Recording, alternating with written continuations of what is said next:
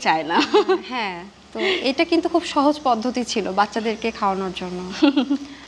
বাহ, এত সুন্দর রং আর ঘ্রাণটাও।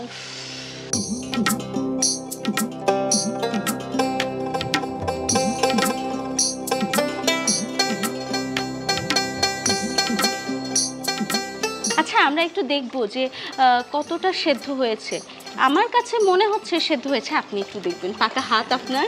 হ্যাঁ, এটা ৮০ থেকে ৮৫% সেদ্ধ হয়ে আসলে তারপরে আমরা কলাটাকে দিয়ে দিব। অর্থাৎ বলা যায় কলা বেশ নরমই।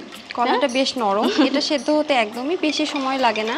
অর্থাৎ একেবারে নামানোর আগ দিয়ে যদি দিয়ে দেয়া যায় তাহলে খুব সুন্দরভাবে কলা এবং গরুর গোস্তটা সমান সেদ্ধ হবে।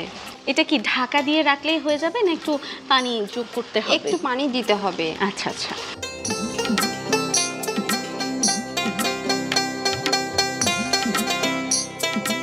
চুলার পাড়ের মাঝে আমি আপনার একটু গুনগুনানি শুনেছি, সেটা যদি আমাকে আরেকবার একটু শোনাতেন। মনুমুর মেঘের সঙ্গে উড়ে চলে দিক দিগন্তের পানে, নিশিব কুঞ্জে শ্রাবণ বর্ষণ সঙ্গীতে, রিনি ঝিনি রিনি ঝিনি রিনি ঝিনি, মনুমুর মেঘের সঙ্গে। শেষ। অনেক সুন্দর হয়েছে, আর আপনাকে অনেক ধন্যবাদ, আপনি আমাকে গান শোনালেন।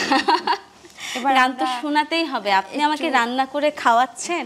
ছোট্ট একটা অনুরোধ যদি না রাখি, মনেই হচ্ছে না কাঁচা কলা দিয়ে রান্না করা হয়েছে, ওটাকেও মাংস মনে হচ্ছে। খেতেও অনেকটা মজা লাগবে। তো আমরা কি উঠিয়ে ফেলবো আসলে? হ্যাঁ, এটা জাল তো জ্বলছে, আমরা তাহলে নামিয়ে ফেলি না? এটা এখন নামিয়ে ফেলবো।